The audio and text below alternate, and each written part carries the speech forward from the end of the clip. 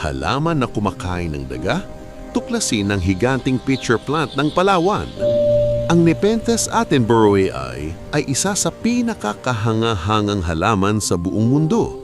Isang higanting carnivorous plant na natatagpuan lamang sa bundok ng Palawan, Pilipinas.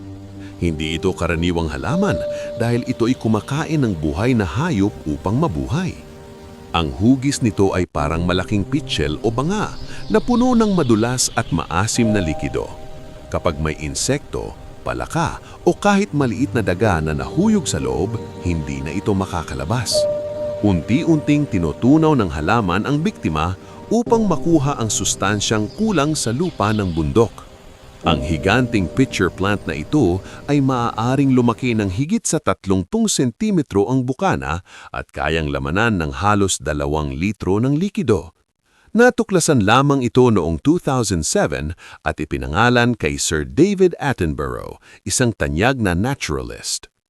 Dahil sa kakaibang kakayahan at limitadong tirahan nito, ang halamang ito ay lubhang nanganganibal at kailangang pangalagaan upang hindi tuluyang mawala sa mundo.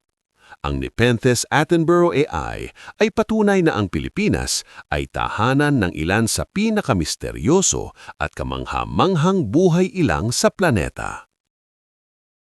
Tara, samahan niyo akong tuklasin ang mga bagay-bagay na kakaiba. Lugar, selebrasyon, at species na makikita dito sa Pilipinas. Like, share, and subscribe.